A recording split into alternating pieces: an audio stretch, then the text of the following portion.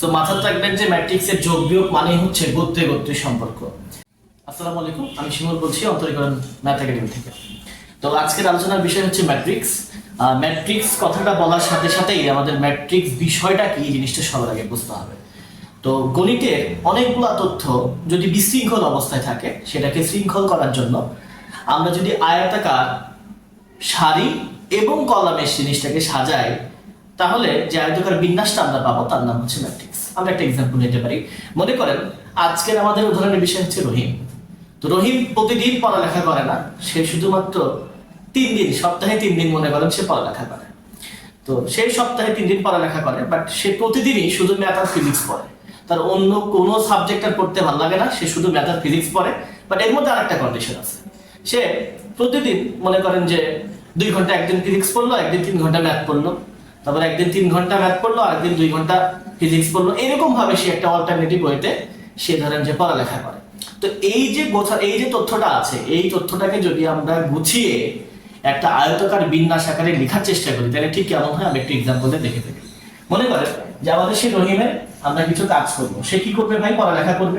কিবার মনে করেন শনিবারে সে পড়বে, রবিবারে পড়বে, আর এটা হচ্ছে সে সোমবারে পড়বে, আর কোনো বার সে পড়বে না। এবার দেখেন সে কি পড়বে। সে ধরেন ম্যাথ পড়বে এবং সে হচ্ছে ফিজিক্স পড়বে, ঠিক আছে? তো সে শনিবারে ম্যাথ পড়ে 2 ঘন্টা, রবিবারে পড়ে 3 ঘন্টা, সোমবারে পড়ে সে ধরেন 4 ঘন্টা, ঠিক আছে? ফিজিক্স সে শনিবারে পড়ে হচ্ছে 3 ঘন্টা, রবিবারে সে হচ্ছে 2 ঘন্টা, আর সোমবারে হচ্ছে 1 ঘন্টা। তো এই যে আমি তথ্যটা লিখলাম, এই তথ্যটা দেখেন আমি যদি এই হেডিং গুলা বাদ দিয়ে দিই, ম্যাথ ফিজিক্স রবি শনি আর শনি রবি সোম, এই হেডিং গুলা যদি আমরা বাদ দিয়ে দিই, তাইলে আমাদের যেটা থাকলো সেটা হচ্ছে একটা ম্যাট্রিক্স। কিভাবে দেখেন, যে আমি যদি এই 2 3 4 3 2 1 মানে টোটাল আসলে এই জিনিসটা, এই পুরো জিনিসটা, এটাকে যদি আমরা একটা বিশেষ চিহ্নের মাধ্যমে নিয়ে চলে আসি, তাহলে তার নাম হবে হচ্ছে ম্যাট্রিক্স। যেমন এইভাবে ধরেন একটা চিহ্ন দিলাম এই পাশে, এইভাবে আরেকটা চিহ্ন দিলাম, যেটাকে আমরা আসলে থার্ড ব্র্যাকেট হিসেবে চিনি। এই চিহ্নটা দেওয়ার অর্থই হচ্ছে জিনিসটা একটা ম্যাট্রিক্স হয়ে গেছে। এখন শুধু এই চিহ্ন না, যেমন আমরা বলতে পারি যে এরকম মানে ফার্স্ট ব্র্যাকেট যেটা আছে, এই তথ্যটা যদি আমরা এভাবে লিখতাম 2 3 4 3 2 1, তাহলে কিন্তু এটা একটা ম্যাট্রিক্স হতো। আবার আমরা এভাবে লিখতে পারতাম যে ডাবল টার্ম দিব এই পাশে, এর পাশে দিব ডাবল টার্ম, মাঝখানে উপাদানগুলো আমরা দিয়ে ফেলবো। তাহলে কি হইতো? 2 3 4 3 2 1, এইটাও কিন্তু একটা ম্যাট্রিক্স। তার মানে আমরা এখান থেকে একটা বিষয়কে না একদম ক্লিয়ার করে ফেলছি। কি বিষয় বলেন তো ভাই? যে ম্যাট্রিক্স 3 ভাবে প্রকাশ করা যায়। আপনি তথ্য উপাত্তগুলো নেবেন, বেশ ভালো কথা, বাট আপনার চিহ্ন হইতে হবে, হয় সে থার্ড ব্র্যাকেটের মধ্যে থাকবে, নয়তো সে ফার্স্ট ব্র্যাকেটের মধ্যে থাকবে, নয়তো কি দুই পাশে দুইটা করে যদি আপনি একটা দাগ দেন, তাহলে সে দাগের মধ্যে থাকবে। তাহলে ম্যাট্রিক্স প্রকাশ করা হয় ভাই 3টা চিহ্নের মধ্যে দিয়ে। এটা হচ্ছে একদম প্রিলিমিনারি কথা। এখন আসি যে মাত্রা কি জিনিস এবং সারি এবং কলামের কথা বললাম, এই জিনিসটা আসলে কি জিনিস। সো দেখেন যে এটা হচ্ছে একটা ম্যাট্রিক্স আমাদের ছিল, আর এটা এই চিহ্ন নিয়েছি কেন ভাই? কারণ ম্যাট্রিক্সে সর্ববহুল প্রচলিত যদি কোনো চিহ্ন থাকে, সেই চিহ্ন হচ্ছে সেই থার্ড ব্র্যাকেট। সো মনে করেন আমরা যতগুলো ম্যাট্রিক্স করব, সব ম্যাট্রিক্সে ভাই এই চিহ্নটা ইউজ করা সবচেয়ে গ্রহণযোগ্য আর কি। সো দেখেন চিন্তা করেন, যেখানে একটা ম্যাট্রিক্স ছিল বেশ ভালো কথা, বাট এখানে আমরা প্রথমে একটা জিনিস কথা বলছিলাম যে সারি এবং কলামে সাজাবো। তাহলে ভাই সারি কোনটা, কলাম কোনটা? তো মনে রাখতে হবে ম্যাট্রিক্সের বাম থেকে ডানে গেলে এই বরাবর যদি যান, তাহলে যেটা আপনি পাবেন তার নাম হচ্ছে ভাই সারি। কি বললাম ভাই? নাম হচ্ছে সারি। এবং আমি যদি উপর থেকে নিচে আসি, তার মানে আমি যদি এইভাবে টান দেই, এইভাবে টান দিই, ঠিক জয়টা এরকম টান দেওয়া সম্ভব হবে, সেগুলোর নাম হবে ভাই কলাম। যেমন আমরা খুব সহজে বলতে পারি ভাই, তাইলে এই ম্যাট্রিক্সে সারি কয়টা, কলাম কয়টা? আমরা চলে যাই। তো দেখেন আমরা যদি এই দিক থেকে যাই, দেখেন কয়টা লাইন ক্রিয়েট হবে? একটা লাইন, এটা হচ্ছে 2 নম্বর লাইন। তাহলে ভাই সারি কয়টা? এই ম্যাট্রিক্সে সারি হচ্ছে আমাদের 2টা। যদি আমরা বলি ভাই কলাম কয়টা, তো দেখেন আমরা উপর থেকে টান দিই, একটা টান দেওয়া সম্ভব, 2টা দেওয়া সম্ভব, এবং ভাই 3 নাম্বারটা দেওয়া সম্ভব। তার মানে বলেন তো ভাই কলাম কয়টা? এর কলাম হচ্ছে 3টা। তাইলে উপরোক্ত যে ম্যাট্রিক্সটা আছে, এই ম্যাট্রিক্সের সারি হচ্ছে 2টা এবং কলাম হচ্ছে ভাই 3টা। তাহলে সারি কলাম বুঝলাম, বাট সারি কলাম বোঝার সাথে সাথে আরেকটা টপিক এখানে চলে আসে, যার নাম হচ্ছে মাত্রা। তাহলে বলেন তো ভাই মাত্রা যদি আমরা হিসাব করি, দেখেন তাহলে মাত্রা জিনিসটা ঠিক কিরকম হবে? একটা ম্যাট্রিক্সের মাত্রা হচ্ছে তার রো সংখ্যা বাই কলাম সংখ্যার সমান। কিরকম দেখেন, আমি তাহলে এখানে মাত্রা লিখলাম, আমি আমার যে উপরোক্ত ম্যাট্রিক্সটা আছে, ধরেন আমি এটাকে এ ম্যাট্রিক্স দিয়ে দিচ্ছি, ঠিক আছে, ম্যাট্রিক্স অফ এ, তার মানে এরকম একটা চিহ্ন দিতে হবে। তো এই ম্যাট্রিক্সের মাত্রা আমরা যদি এই ম্যাট্রিক্স অফ বলি, তাহলে বিষয়টা কিরকম হবে দেখেন, যে আমি বললাম সারি বাই কলাম। এখন বাইকে আপনি বাই বলবেন না, লিখবেন হচ্ছে ক্রস দিয়ে। যেমন বলেন তো এখানে ভাই সারি কয়টা, দুইটা, সো আমি দেখেন 2 দিলাম। এইটা ক্রস দেখাইলো, এটাকে আমরা পড়ি বাই হিসেবে, তাহলে 2/3। এটাকে আবার কেউ ভুল করে ভাই 6 লিখে দেয়, এটা কখনোই লেখা যাবে না, আল্লাহ পাপ দিবে। তো দেখেন মাত্রা যেটা হলো যে সারি ইনটু কলাম, এবং আমরা যেটা কি সারি বলি, এই সারিকে n দিয়ে প্রকাশ করা হয় এবং কলামকে ভাই n দিয়ে প্রকাশ করা হয়। তাহলে আমরা বলতে পারি যে যে কোনো ম্যাট্রিক্সের মাত্রা এর মানেই হচ্ছে আমার যে m/n, এটা ভাই ক্রস বলা যাবে না, m/n, এবং এটা কখনোই 2 × 3 বলবেন না, আবার এটাকে 6ও বলা যাবে না, তাহলে মাত্রা হচ্ছে 2/3। আমরা এখানে আরেকটা ম্যাট্রিক্স নিয়েছি, যদি আপনারা মাত্রা বুঝে থাকেন যে মাত্রা মানে হচ্ছে সারি বাই কলাম, তাইলে এবার আপনি চিন্তা করে বলেন তো ভাই, যে এই যে আমি ম্যাট্রিক্স নিয়েছি, এই ম্যাট্রিক্সের মাত্রা ঠিক কত, এই ম্যাট্রিক্সের মাত্রা ঠিক কত, এটা আপনাদের কোশ্চেন। যদি পারেন তাইলে অবশ্যই কমেন্ট করে জানাবেন। তো এবার আসি যে ম্যাট্রিক্সের যোগ বিয়োগ আসলে কিভাবে করে, এই জিনিসটা আসলে কিভাবে আমাদের করতে হয়।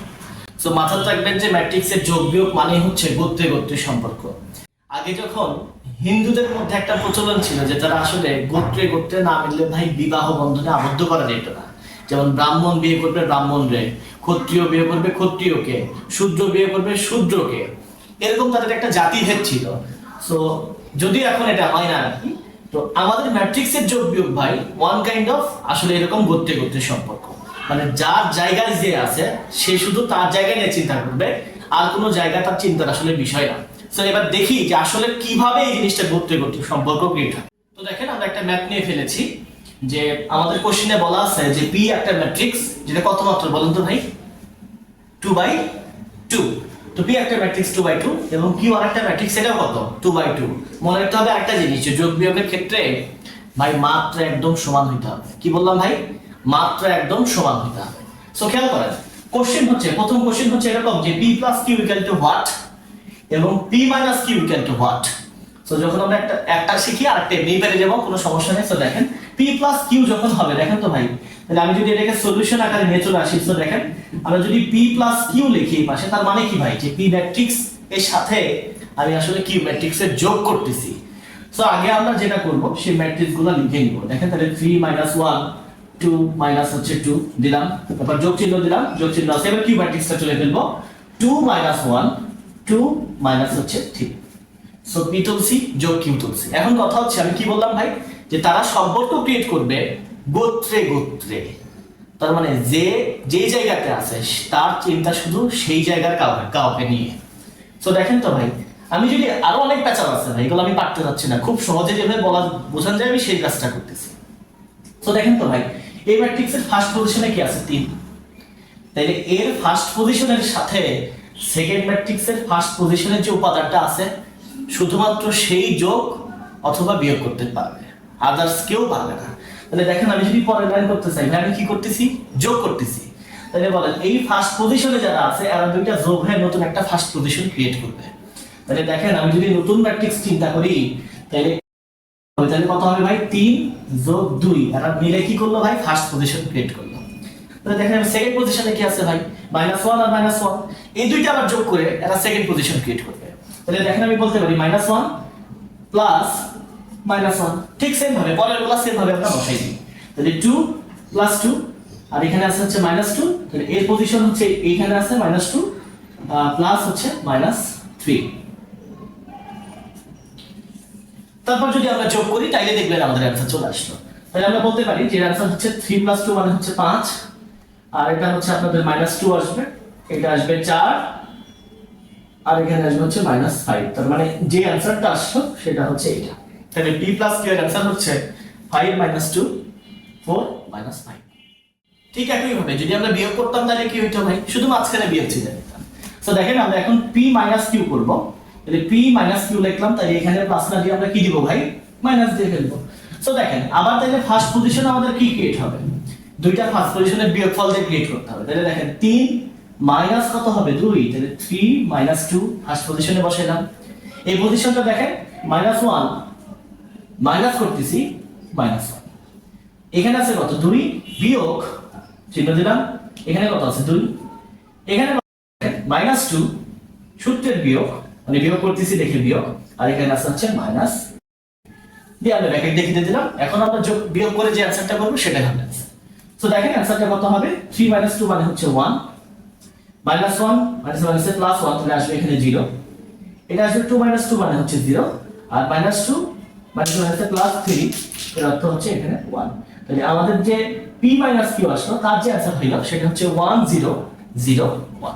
যদি আমরা আগের অঙ্কটা ঠিক বুঝে থাকি তাইলে এখন আমাদের একটা নতুন অঙ্ক আছে যে p সমান 3/3 একটা ম্যাট্রিক্স, q সমান এটা 3/3 একটা ম্যাট্রিক্স। আমরা জানি যে ভাই যোগ বিয়োগের ক্ষেত্রে মাত্রা অবশ্যই সমান হতে হবে, এই জন্য 3/3 আছে সবগুলো দুইটাই। ওকে, এখন দেখেন যে আগের অঙ্ক যদি বুঝি থাকে তাহলে আমাকে এবার আপনারা মানে সলভ করে দিবেন, সেটা হচ্ছে যে p q = what। তার মানে p এবং q দুইটা ম্যাট্রিক্স যদি আমরা যোগ করি তাহলে তার অ্যানসারটা কত হবে সেটা আপনারা কমেন্ট করে জানাবেন।